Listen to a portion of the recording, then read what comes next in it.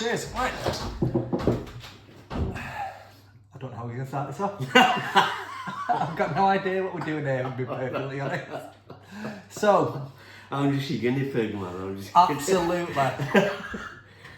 So, welcome to Heroes in a Hot Tub, but we're not actually in a hot tub because the weather's really windy and we couldn't get the sound right. But I have got a hot tub. You'll see that another time. He has got a hot tub, and this is the first series of our new podcast called Heroes in a Hot Tub. Hero Power. So, we're here today, my good friend Daniel Booney Perry, ex-Irish Guardsman and self-proclaimed war hero. So cheers, Daniel. So we're going to start off, and I just want to know a little bit about your background there, Booney. He goes by Booney. So first of all, Booney, where does that nickname come from? Oh God, you need to ask my mum that one. I've been called it since I was a kid. Ever since I was a kid, everyone's always called it me, and it's something to do with, I think there's a frontier guy called Daniel Boone. It was something to do with that because I was called Daniel, and then, well, that's what my mum told me, but I don't know. I think that's the truth, like, so. Right, brilliant. So we're here in Burnley, Well, yeah. home of Burnley Football Club. Looks a bit like Brassic out there, if I'm being completely honest. But Vincent Kompany is obviously the great captain of Burnley Football Club at the moment. So tell us then, you grew up in Burnley. Why did you join the British Army there? Well, Bacup, actually, just over the hill, about 4 miles away. That's where I grew up, but why did I join the army? It was like, I joined it at 21-year-old. It was, all I was doing was getting wrecked, getting drunk, off me nut every weekend. And I just wanted to get out of the town and just do something different, see the world, do a bit of travelling. I just wanted to get out of Bacup basically, and that was the way out. And it was one of my friends, Greener, it was his idea to join the army. And so we joined up together, and I broke my hand. I got beat up. I broke my hand in the fight. Not a fight, I won. And then There'll be a pattern forming here with this, by the way.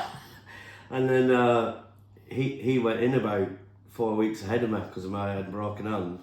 And I got to Purbright, and he'd had enough. He said, "Not for me, I'm out." But I had a big leaving day, all my family there, and everyone like cheered me off like I'm going to join the army. So I stuck it out. I just thought I can't sack it off, like, so I ended up sticking it out, and then ended up being in the Irish Guards. I wasn't actually in the Irish Guards, actually I was in the Royal Logistic Corps. I changed my cap badge in training. It was because it was that busy at the time, so RLC was getting trained with the guards. Yeah. And we had guards trainers, and it was Steve-O. He was one of and he was training us, and I ended up changing cap badge, like, and not even Irish, got no Irish family, no relatives or anything. And then I met a good lad called Colin Colucci. Yeah. It was ended up in 2 Company, and then got pally with him, like, in training, and then changed my cap badge from RLC. So if I'd have had fucking HGV licence and everything, I would have come out with something, but no, I joined the infantry instead. Don't take this the wrong way, but that explains a lot. A lot. So, what are your thoughts on training then, going from logistics straight into, because I mean, Purbright's pretty much generic. Your first, was it 10 or 12 weeks? And then Yeah. Then you would have gone to the infantry training centre. I bet that was a big culture shock. That was a massive culture shock. I remember in training, because I was like out partying every weekend with my friends and stuff, and then I remember like ringing them from the drying room so no one else could hear me. I remember crying on the phone to one of my mates about how shit it was, because it'd be like 6 weeks not being allowed out, not had a beer or nothing. And then it was like, I think at first I found the physical side of it was a bit difficult because I'd never done anything. And then as soon as your fitness levels got up, then I realised I was like in the top 10, like fittest, with the lads and that, and I was doing well at running, and I always struggled with tabbing. I never ever got around to that. I could never ever be good at that. It was like short legs, so it was like 2 steps for me for everyone else. Especially when you're in the guards as well, and everyone's 6 foot. 6 foot plus, yeah. Absolutely. So you finish training, you get to battalion. The battalion's in Germany. Yeah, man, it was like a dream come true when we found out I was going to Germany. It was like going living in another country. It's like a lad from round Bacup who's hardly ever been anywhere, and then going straight to another country. I had family over there as well, so I was like buzzing, absolutely buzzing. We got there to Germany, and it was like you're in your regiment then, and then you realise like shit. Because it was like just full of big, tough, hard men like in your regiment, and it was like nothing like training. And I don't know, I won't say there was bullying, but there was in aspects, but it was. So you say big, tough men. Who's probably the toughest, hardest man you've ever met in the battalion? Hardest man I've ever met in the battalion, and he wasn't a bully or anything. He was like one of the best guys I've ever met. It was Gordy Seal, and he was actually a Scots Guard. He was training us in the boxing team. He was a big guy. He had a bit of extra weight on him. I couldn't watch this, but you won't think. And he was basically just called the hardest man I've ever met fat. Him. Is that what you're saying to him? I'd say he's like the hard. Him and probably Millie Butler, two of the hardest men I've ever met in my life. How would you describe Millie's physique? Did you call him fat as well? No. I wish Millie were with my dad. But yeah, Gordy Steele, Millie Butler are two of the probably the best people I've ever met in the army. Like role models, like look up to. Oh, that's fantastic. And you, obviously. So I'm dominating there. Yeah. So you mentioned the boxing team. So you did a lot of adventure training there, I say. A lot of adventure training. I did anything to get out of duties. So skiing, rock climbing, you name it. I've got qualifications. any adventure sport, I've got qualifications. But you haven't got your HGV. No, none of it's done me any good in Civvy Street. But yeah, the boxing team, and it was inter-companies what did it. I didn't even really want to do it, and it was Mick Cannella, who you were good friends with, and he was a really good boxer. Really good boxer. And he was training the 4-company team, and so I ended up doing it. I sort of like got made to do it, kind of thing. And then I won. I think it was in inter-companies, so we're all fighting each other company, and so I was fighting, and I won every fight, and I've got the best boxer award me. So then I started thinking, I'm pretty good at this, I'm pretty good, I'm probably dead proud of it. I won these pictures, there was they were printed, but it was looked like they had been hand drawn pen. Yeah. And so I got all these, and I was dead proud, and I thinking I was I'm really good at this, Then I got put in the army, actually boxing team. And then the thing is with the army boxing, it's everyone's got a clean slate. So you could be coming up against lads who've had 30 fights in Civvy Street, and then they joined the army and they've just had no fights, you know what I mean? So then you were fighting people who could actually fucking box. And so I was coming in, and then it was a team of 9, was it 9 or 11? So we only need, no, it was 11, I think it was 11. Every weight class we had. Yeah, every weight class we had. And so all you needed was 6 fighters every round of the tournament to win, to progress onto the next round. I fucking lost every single fight. After the inter-companies, I lost every single fight. But the team was that good. It was all winning. So I was just going through to the next round, fighting better and better opposition, getting more of an arse puffing. I've got a medal here in the hallway. When you see it when you walk in, Maria doesn't even know the story. Actually, I've got it now. Actually. That's his wife, by the way. But I've got a British Army Germany champion medal. I'm a British Army German champion. I didn't win a single fight in that competition. Didn't win a single fight. I lost every single fight, but I've still got a winner's medal I'm a champion. You got a nickname throughout that tournament. What was it? King of the Canvas. Yeah, the Canvas King was sitting next to the Canvas, not the Gypsy King. You know what I mean? The Canvas King. Go on. The Canvas King, an absolute legend. So Germany, I remember in Germany, you were getting beasted around the camp one day. You were getting thrashed, and I was like, bloody hell, what's he done? Has he slept with the commanding officer's wife or something? No, it's because he was caught eating chips in the cookhouse and boxing training. And he was on a strict diet to make the weight. No, well, you could actually... Oh, God, I don't know if I can say this now, but at Cookhouse in Germany, they had these like patio doors sort of thing, and we found that you could wrench them open and get them and close them back after yourself. Yeah, it was a common occurrence. Yeah.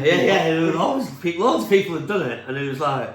I'm not saying I ever did this, but it was a common occurrence that you'd go up to the town of Munster, you'd come in 3-4 in the morning, and you'd go into the cookhouse with these arguably secure doors, and about 4 or 5 or 4 company boys helping themselves. Cooking, actually cooking, full on cooking. It were, what's it called, you make mate? Ev's come in, and he was on guard. He was like, I think he would have been like, Lance Corporal then, and he were on guard, and he just checked the cookhouse doors that were open, and he come in, and then me and Grant here, Scott's guard lad, we legged it down, and I managed to squeeze out the window, got out the window, and he got caught. He never gave me up, like, but it was like, yeah, Ed's like, I think Ed found it funny because he'd probably done it himself. Yeah, probably going in there. That's probably why you're going in there. Absolutely. So, Jim, life it was good in Germany? Germany, I loved it. Absolutely loved Germany. It was like. Give us some tales.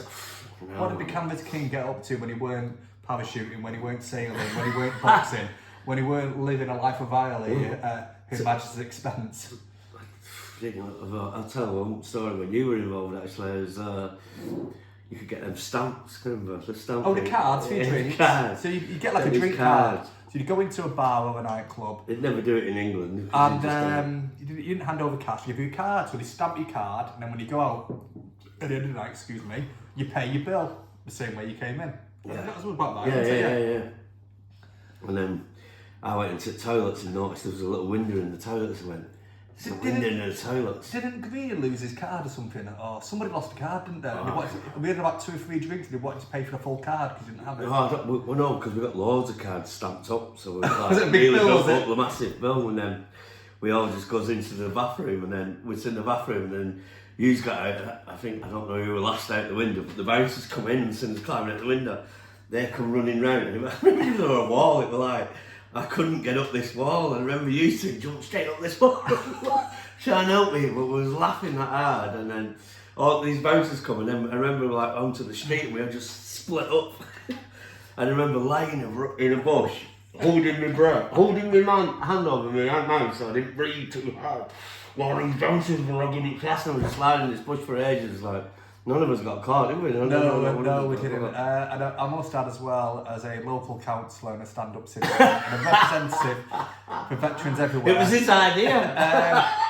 My memory's a bit foggy here, but I'm quite sure we went back and paid the bill. Yeah, of course we did. Of course we did. So yeah, I've got in here, we know something about fridge there, Booney. About what, sorry? A fridge. Oh. Yeah, that was we was in the room. Weekends were wild, wasn't it? Yeah, weekends were wild in Germany. I think every room was a party room, wasn't it? It was like, I think me and Green are probably 2 worst people to ever meet up for each other, like for drinking and purposes, but it was like I can't even remember the actual reason for it, but it was like, I don't know, the fridge was on the blinker or whatever, and it was like on 2nd story up there, like, and then we were just pissed, and then next thing you know, we stood on the top of that camera, they had all that stuff around there, and windowsills, didn't we? You could stand on them that. So I was down there, and we like legging a wing in the fridge. Fridge out the window, like full on fridge goes out the window. OD were on guard, and he fucking fucking piss, what the fucking hell? Luckily it was OD and not someone who like, well, because OD was sound, guy like, and he got over us all that. Yeah. It was like, I was in the downstairs. I know. I just think everyone had seen it gone past the window downstairs. Myself and Frankie Whelan were downstairs, and I think it was Bing's room. A few beers down there, and we just saw this white blur and a FUD. And we're like, it's raining fridges. What's going on? And then we heard these little steps coming out. No, Digman's go and get it. Like, just like, you open the door. You'd thrown it out with your beers still in. You've got your beers, and then you ran upstairs back with your beers. And then about 45 minutes later, the bounty guard come out with OD, and he's like, what are you doing that fridge? Get it back upstairs. Oh, yeah. Yeah, but you owe him a beer, and quite arguably, the fridge maybe. Yeah, I it was a top look OD, actually. So, life was good in Germany, yeah? Yeah, loved it, absolutely. But probably the best time I've ever had in my life. Absolutely. Brilliant lads, brilliant people. Absolutely. Wild, wasn't it? Wow, it was wild. Young man's dream, innit? Yeah, young man's dream, yeah. Centre of Europe, every weekend, going somewhere Yeah. different. I stay in camp and watch out for falling, raining fridges. They were a killer, believe me. So, you get yourself away to adventure training yet again. Over Christmas, Val d'Isère, skiing. Yeah. So you're enjoying yourself on the ski team there. I've been Val d'Isère myself, so it's a great resort. You get paid by the British Army to ski for 2 to 3 months of the year. Army championships. You get yourself in the Lycra race. It's brilliant, and you get paid extra for doing it. Yeah. So you get some bad news over there. Well, that's when we found it was going to Iraq, wasn't it? Yeah, I thought it was good news, but for you... No, for me it was bad news. I never joined the army to go to war. I won't lie. That was the last thing I ever wanted to do. Was I joined to go and travel and see the world, and when we found out we got to war, we were like, fucking hell. What the fuck am I doing here? Like, go to war, me? Canvas King can't go to war. Oh, absolutely not. So, we get attached to Y Company Fusiliers. Fusiliers, yeah, 10 platoon. Some great lads in that platoon. Good lads, yeah. Good some lads. Absolute legends in that platoon. So you get put. There's a full reshape of the battalion. Yeah, which was sad because we went with our own. I mean, not dissing them, because they were all good lads and that. But it was like, I think we went over first, didn't we? Yeah. Before our regiment. We got attached to them, so it was like we were attached to the 1st Battalion Royal Regiment of Fusiliers, who were lead armoured battle group. Yeah. And we were attached to Y Company Fusiliers, and there was a great company commander called Paul Nanton. Yeah. He was brilliant. It's absolutely brilliant. So we've got a restructure now. You get put in a new section. You get a new section commander. Tell us a bit about your new section commander. Well, he was a drinking buddy. He was a friend. You obviously, and then it's different because he's doing his job now, and he's like not your drinking buddy anymore. So it was like hard to transition from your drinking buddy to someone you've got to listen to, and it's so probably had a few problems with listening to because it was like you was a friend, and then you turned into boom. This is what, and it's like, but by the end of it, it was like. I respect everything you did, and you got everyone back safe, and well, you know yourself. I've told you lots of times. Like, he was brilliant at your job. He was like army guy, weren't you? You was in the army because you loved the army. It's like I was in the army because I travelled the world and go fucking skiing and so rock climbing. We're polar opposites, weren't we? Yeah, totally. Yeah. It was my dream to lead men to war. Yeah. And it was your nightmare to get called to war. Yeah. That's fair to say, definitely. So, we're in, say, Kuwait. Was anything happening in Kuwait? Did anything scare you when them scuds maybe started coming? Nothing. It didn't scare me. I wanted to die out there because we were constantly getting gas out there, and yet we were in the back of the Warrior, and there's 6 men in back of there, seven men in back of there, and you can't breathe, and someone's constantly shouting gas down the radio, and you masking up, suiting up, and it was just like, you know what? I'd rather fucking die than sit in the back of here. Like, I do remember actually the first day of the war. We were crossing the border. Yeah. We were all like sardines. It's all black. It's very, very claustrophobic in the back of a Warrior. Very bouncy as well. I'm okay because I've got a headset on as the section commander, and I'm trying to talk. I think you were sat next to you. You were to my left. You were to my left, weren't you? Vicky was to my front, and and we came under some mortar attacks, and we were using CS gas, but we didn't know it was CS gas. So we sat there in Iraq. It's probably about 35-40 degrees with full NBC suits on and respirators. We've been in that state for about 2 days prior as well. For days. On and off, when they were scudding us. And I always remember that you absolutely lost it. Tell us what happened in your own words. I just had enough of gas, and so many false alarms where it was just the point where I'm not doing it anymore. Well, this is real. We wouldn't do like a chemical Oh attack. no! We're actually under chemical attack now. But all the other times we haven't been. I'm alright now, though, aren't I? The boy who cried wolf, is it? Is it the boy who cried wolf? Yeah. So what happened? What did you do? Oh, I ripped it off and said I'd rather fucking die than wear this anymore. I do believe the words were, "Will somebody Fucking shoot me, will someone fucking shoot me now?"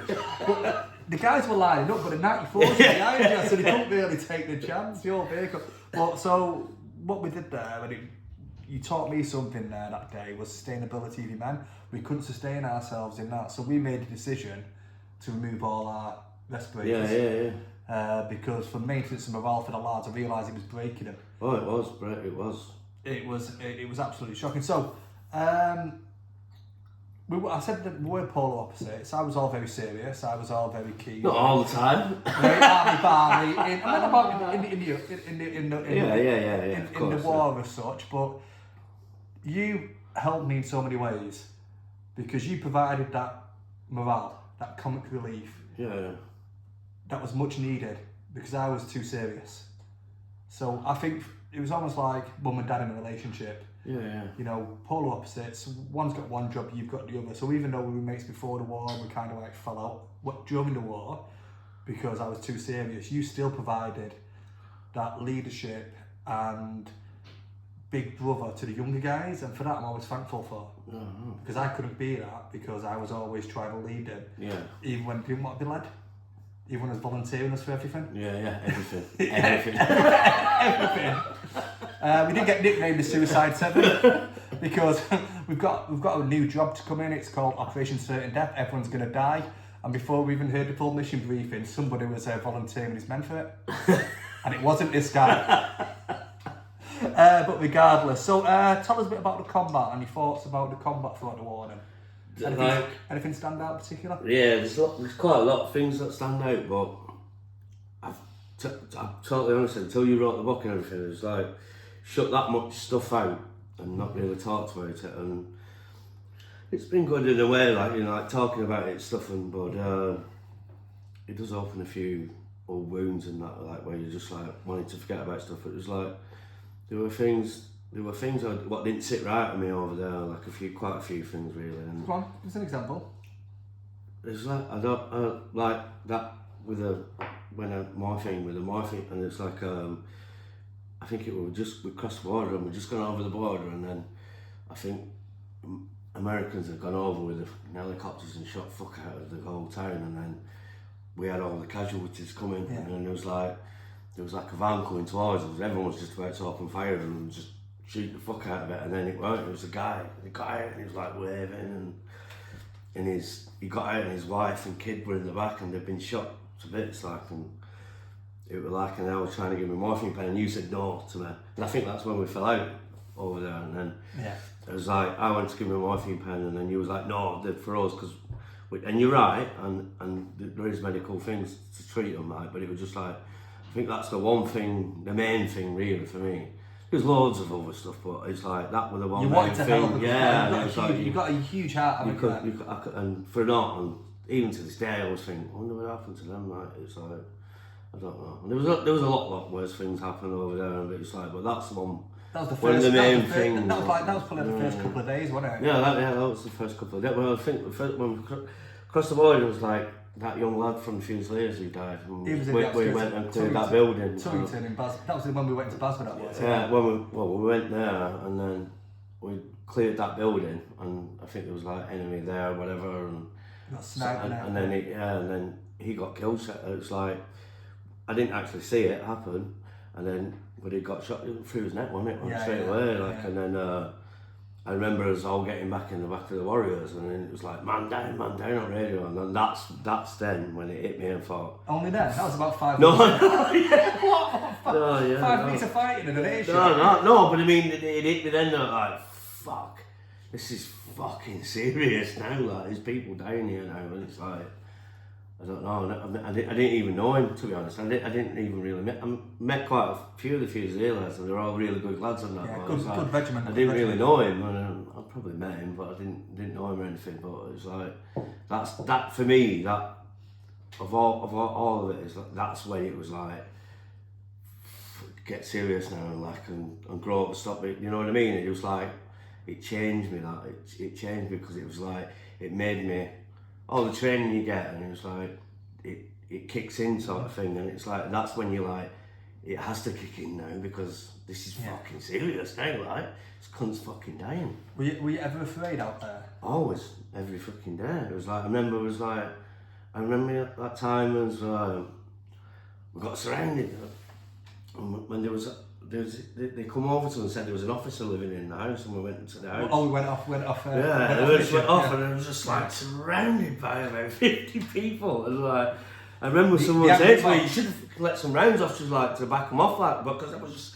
Yeah. I always look back to that and think, because I think about like what happened to Molly and stuff and Mus, and I think it could have been anyone in that crowd. Yeah, could have done it to us, and it was like. They went after us. They went after us. No. So in a nutshell, we caught some high-ranking Iraqi officers who just chopped off some kid's arm, and we got some local intel, went off mission, got him, and the crowd then wanted to do some buzz with they wanted to kill him. They wanted to kill him. We decided that it was better as an intel asset. And so we had to save the lives of them two guys who just carried out these war crimes. And I think it was the right call. Yeah, it was. Like, so what else stands out then? Anything in particular? Basra Airport. That was a good one. Basra Airport. What happened there? So we get to Basra Airport, and some of our lads, Irish guys, had come out there by then. So as we were passing them, we took over to look after Basra Airport as they moved on, sort of thing. And then we had our lads, our mates, going, "Duty free shop." This is actually the battle for Basra Airport. So what are you trying to say? Well, the battle for Basra Airport sort of going on.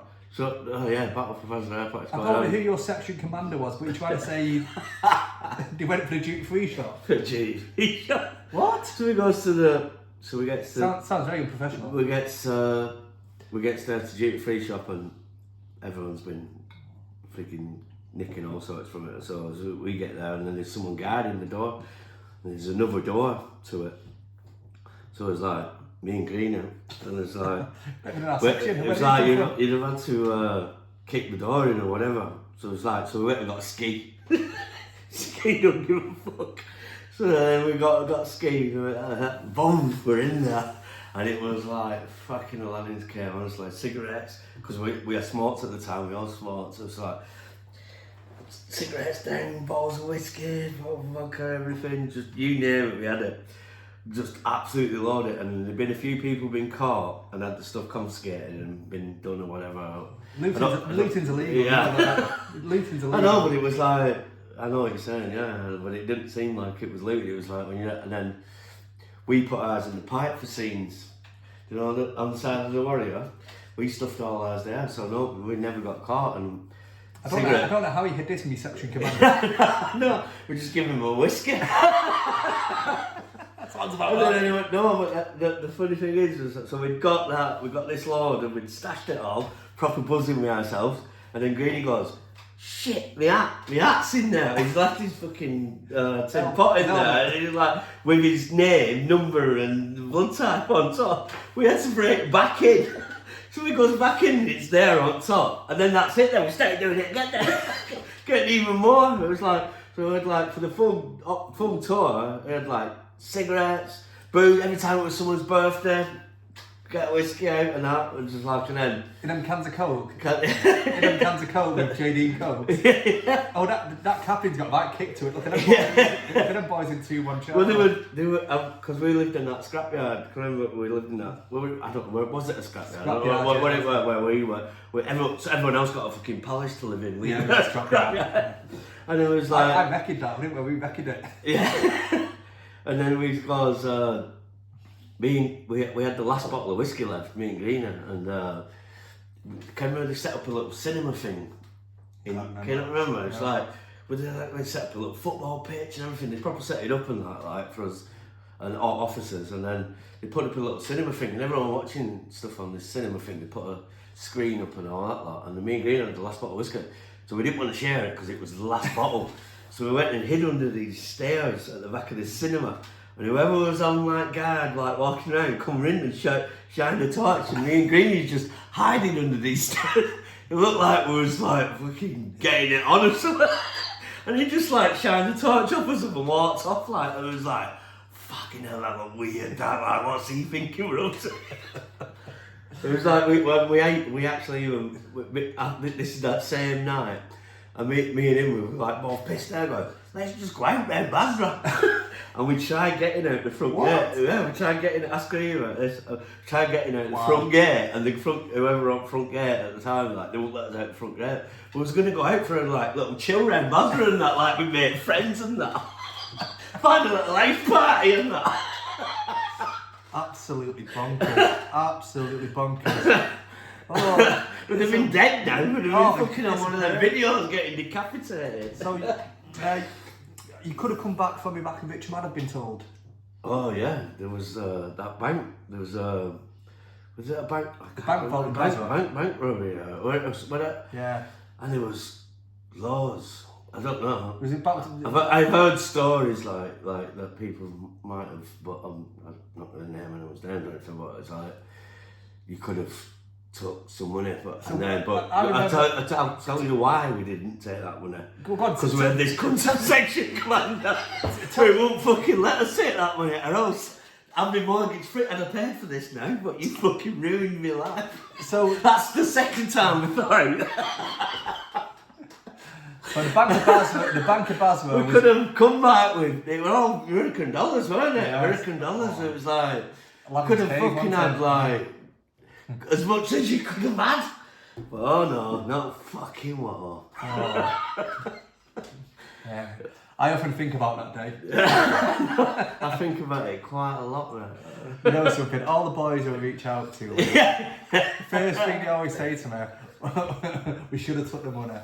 But we didn't, it was blood money, and I do believe it was cursed. And, no, I don't care, I'd have took that money. As you get a little bit older, you get a mortgage, a couple of kids. Yeah, you think to yourself, we should have took a few $100 grand quite easily. But we didn't. We made our integrity, and I know that maybe potentially others didn't.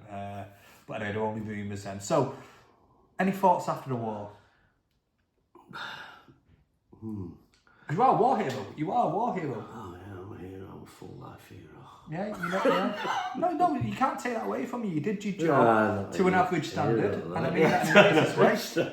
And for you, that's for you. That was overachieving at the average standard. Yeah. To be called average was good. As a soldier, Count Trump. They call me Count Trump. Like a scruffy soldier on Count. It does explain a lot now that I know that you wanted to join the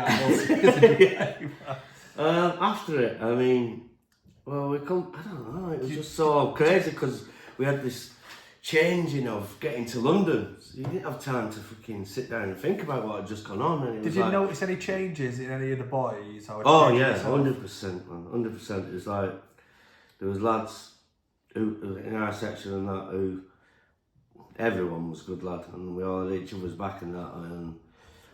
But you did see people deteriorate a little bit. Dave, you've seen him change over there. You've seen people change. People change because they've seen stuff which you're not expecting to see, and then it does change you. And it's like, you've seen it change, and well, you know yourself what's happened to quite a few of the lads, but you just, I don't know. Looking back now, it's obvious, isn't it? Looking back now, it's obvious, but it wasn't then. It wasn't then. You didn't know then because you was just too really fixated in your own, what's going on in your own life and how you're dealing with things. But looking back now, it's like I wish I'd have tried harder, or maybe spoke to him more, or done this or done that. But you didn't, because that's the army mentality. Is like you get on with it and fucking shut the fuck up kind of thing. And it's like, so what mental health support was available? None whatsoever. Absolutely none. None. Never had any interview, anything, nothing whatsoever. That was it. We just come back and we were straight to change into ceremonial and go straight to London. That's all the focus was back from Iraq. Just got back from Iraq and then Troop the colour. yeah, and then just go straight into ceremonial in London. Like we're full of tourists and like we've just come back from a war zone and I don't think it needed any, but I know there was definitely people who definitely needed, you know, like a bit of help with it. And do you think you needed a bit of help with it? I'm totally honest. It's like I always deal with things in my own head, and I always have done, and I don't think it did, and I don't think it would have done me any help. To be honest, it was just like, but I totally understand that there's lads who definitely needed it, and you definitely seen the change, and we definitely seen the change as time went by and went deteriorated, and well, you know yourself what's happened to quite a few of the lads out of our section, like, but. So, how did the war change you? You know, made me an emotional wreck. I'm laughing now, but it probably has made me an emotional wreck. It's like, I don't know, it's like... Is it survivor's guilt? Shit changed me, and it definitely changed me, but I don't know if it's changing for the better, and I don't know, having more empathy, or I don't know. I couldn't answer that question. It has changed me. I couldn't answer the question of how it's changed me. Do you feel more thankful to have survived? Oh, I definitely feel thankful. I don't know, I think I've rung you quite a few times crying and going, thanks for getting us all. But it is, and I was like, and I look back about when I was arsey with you and when I had to help you, and I look back and I think, he did his job, you did your job really well, and every single one of us come on, and we can't say that about everyone else, like, and it's like, I'm thankful for that, and I'm thankful you was our section commander, and I was like, thankful you was the way you were, thankful you was, like, professional and not, because if it had been me, we'd have all been fucking dead. I'll tell you now. We'd have been all been the single person made it like. Oh, absolutely. So, we come back from Iraq, we do troop in the colour, like you said, you haven't got time to think about anything. So, you know, our feet hadn't touched the ground and we're straight to Northern Ireland. Yeah, God, yeah, straight to Northern Ireland. Yeah. Okay, so we did 2 tours in one 12-month period. Yeah. With a troop in the That colour. shouldn't be allowed, man. In between. Really? Now, for me, Northern Ireland seemed to me like coming back from, it seemed like a lad's holiday compared to being through. Well, totally. It was, I mean, I'd read, someone gave me the book to read, Bandit Country, and I read it while I was out there, and it was and we were south of Marland border. In South Armagh, I'm reading this book of those people in this book, and we're watching them from the towers. All the players, all the main players, like, and I'm like, I'm reading the book at the time, like, I'm watching him from, and it's like, it was crazy. It was Sean like, Gerard Hughes. Yeah, Sean Gerard Hughes, and then it was like, I don't know, it was like you said, it was compared to what we'd just been through, and it was like there was no problems over there. I think the worst thing what happened to us on a patrol, and some guy come out of a pub and went, fuck off back to your own country. And that was the worst thing what happened to us, and I got a medal for it. I got a medal. I don't understand why you got a medal for it. It was like, and I don't know. It was the worst. It was a good memory. It was a good laugh, and it was shit, but it was a good laugh. Well, our job was observing what it from the yeah. I always remember. I got a phone call from the commanding officer, Colonel Max. Because I had my own little bunk as the tower commander of when we were 2-1. And he goes, will you just thank Guardsman Perry for his good sense of humour? And I said, why, what happened? He went, well, I just rang him up and told him, are you on the main tango? And he goes, I just told Guardsman Perry that I'm very proud of you boys up there. You've got the record for the highest reports in the past 3-year period. And he went, and he put the phone number down on me 3 times because he didn't believe I was the commanding officer. And that's like, Charlie Nag. So we saw the funny side because he knew the boredom had set in, and you were all playing pranks on each other on the telephone network. I remember me and Green, we got RMPs come. This is from Germany, and something what happened in Germany, and the RMP's coming and need to interview us, and we had to go up the tower. What was the tower called? What was it? Romeo 2-1. Yeah. Got to come off the tower in a helicopter and get flown back to the barracks, and it was to do with at the fair. No, not Forkill. It might have been Bestwick either. It was another one. It was like Palace. It was fat miles away. I mean, I can't remember anything. Is it Belfast?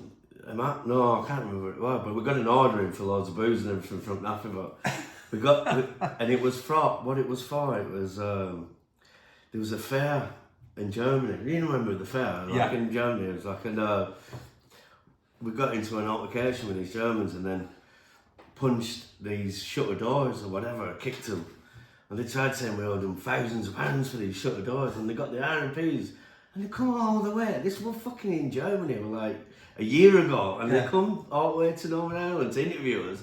Nothing happened of it. Like it was like no, it was like you couldn't have fucking with a sledgehammer, you couldn't have damaged them shutter doors. So they come, but we'd gone to the NAFE, and so that was it then. So we got loads of booze, vodka, everything, and so flew back up to the tower in the helicopter, and then back in the tower was on guard. Remember they called Henry. No, not him. He came to the Ford company. I think he used to be in 2 company, and then he was on stag like, and me and Green was on next in his tower, and we. Night stag?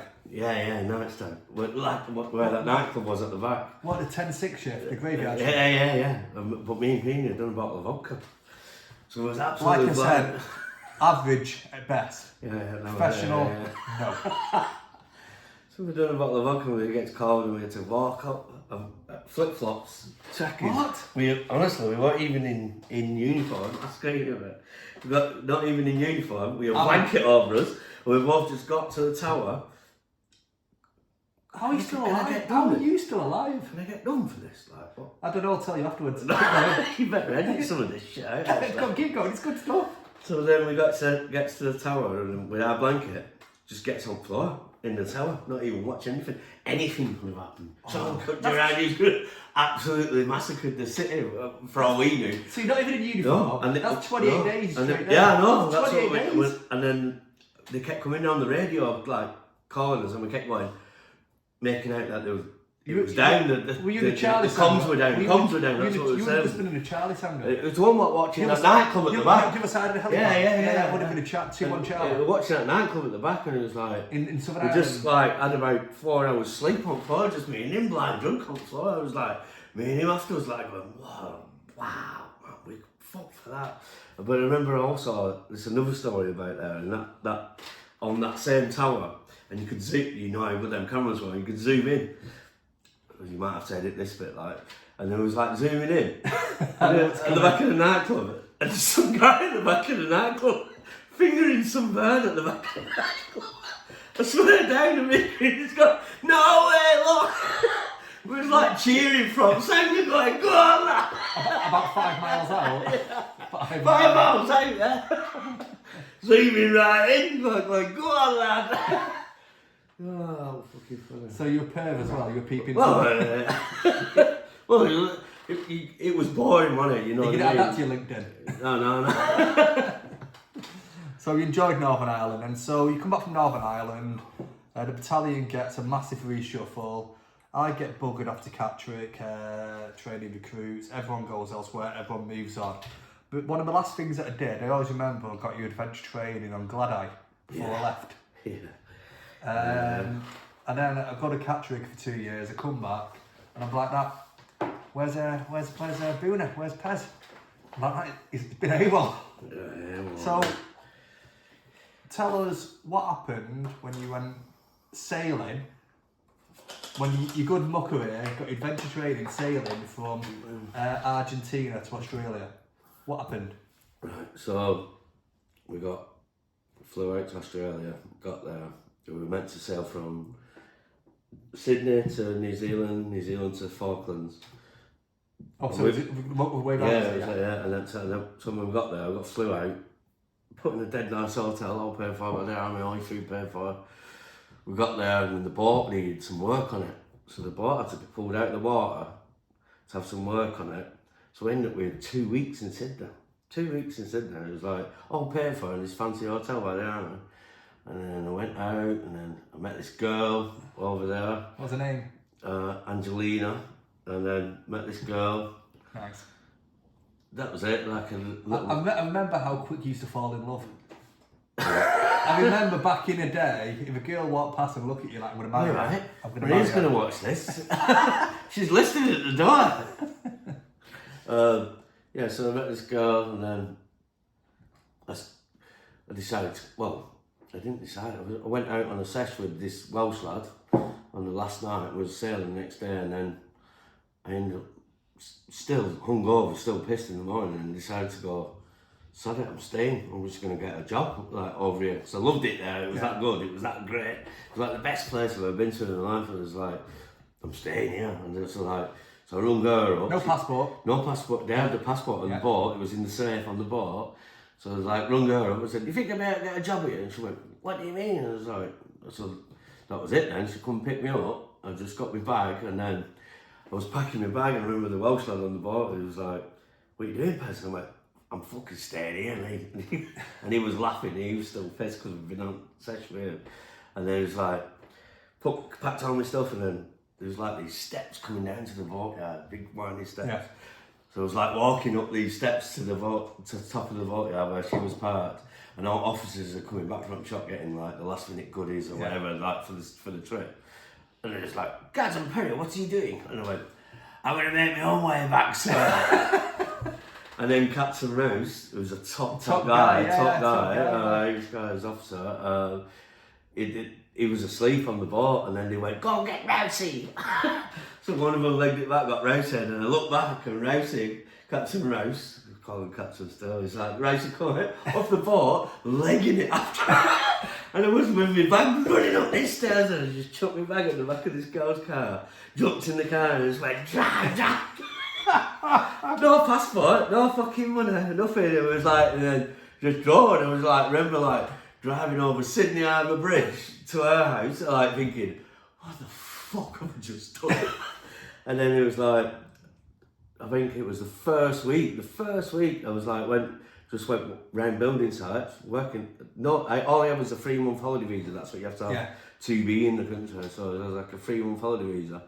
So I just went walking around building sites, just like like you'd look for a job, and I just went around and met this Turkish guy called Hassan, the absolute top bloke, and then he just gave me a job, and he said, have you got a green card? I was like, no, and then so he put my wages down, and I was earning more than I was in the army, like over there. I was earning about $600 a week, just to labour on the off and everything, like. Brilliant. It was the hardest, and so I was working for him for about 7 months over there, illegally, and then the people come round and check for your green card sort of thing, and then they come round and they checked, and one of my mates, Pickles, he'd been in Australia, and I give his name. You probably won't know that, who knows now. But I give his name because he was in Australia a few years before, and then they couldn't check it or whatever, and they came back and they kept coming back to the building site, and I sounded like, I'm going to have to let you go, mate. He said, they keep coming and asking, they want your details. So then I'd met this guy called Mark, and then we ended up on, the gantries what go outside the fucking skyscrapers. Yeah.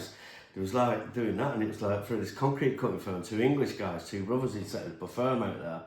We was going up, and it was like where the rust was coming through from the steels. Yeah. Drill it out, treat it, and then patch it back up. And one of these gantries was like in the middle of Sydney, like these skyscrapers going up, and I got where you control it at the side, and each on one side, they were going up together, and it was just like sat up there having our brew and that. It was just like looking at the holes. Oh, it sounds amazing. Like, no, there was like these 2 English guys because they knew I was working illegally. They were paying me about $70, like pittance they were paying me, but it was just like I was just glad to be working. And then it come to the point where I had to come home. I knew I had to come home. 11 months I did out there. So how did you get back?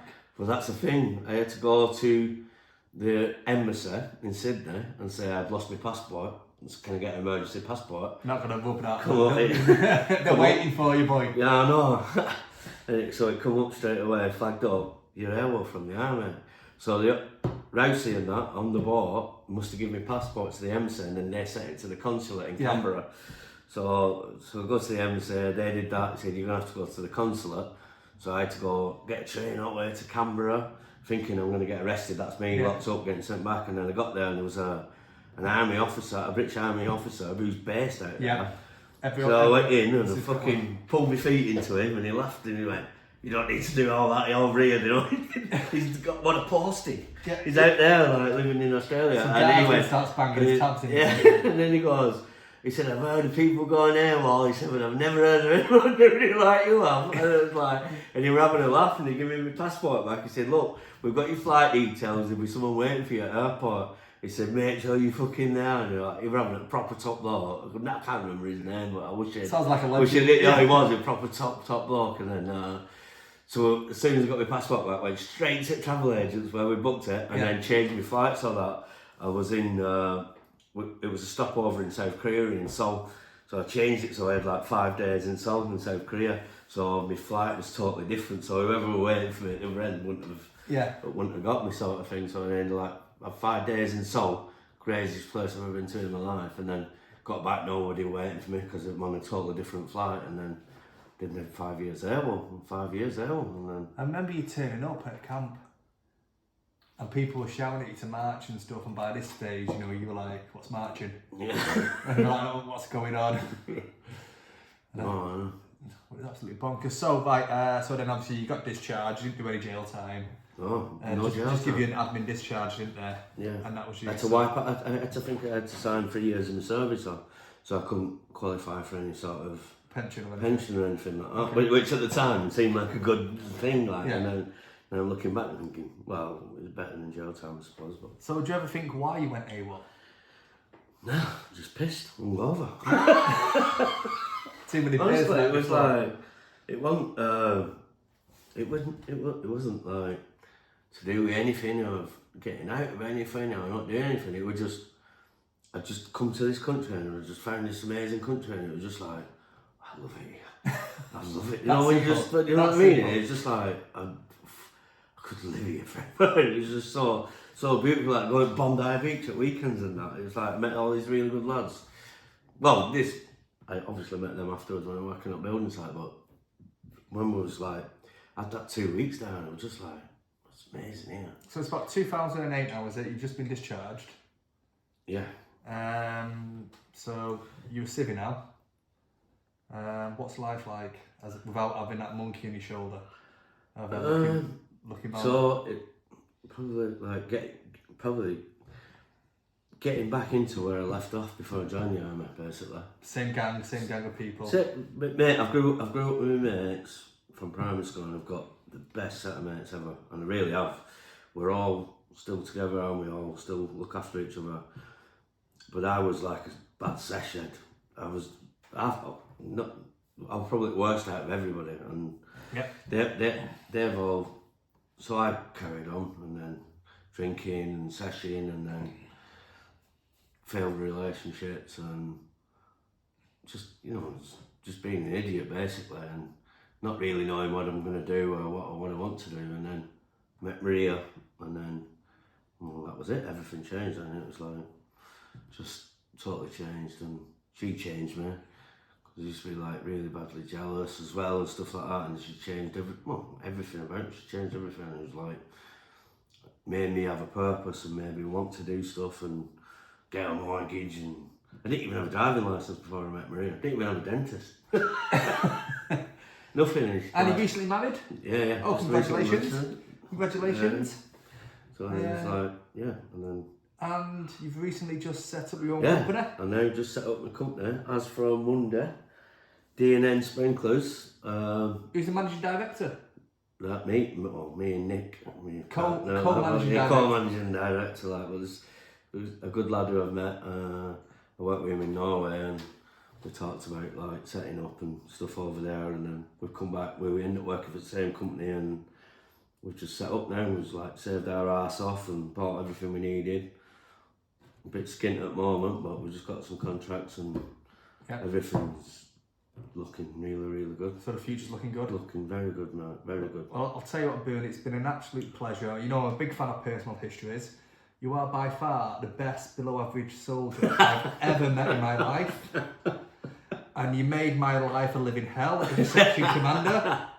And his worst stories and what he's told me, I've covered up for him. Worst stories. Yeah, I've kept it tame, trust me. I don't know how I didn't get a bus for the cover up side for you, but it's been an absolute pleasure, brother. Bring it in. Right, next time we will probably make Heroes in a hot tub. It was alright. Was it all? Well, we think it went alright. It's how it looks. Yeah, no, yeah.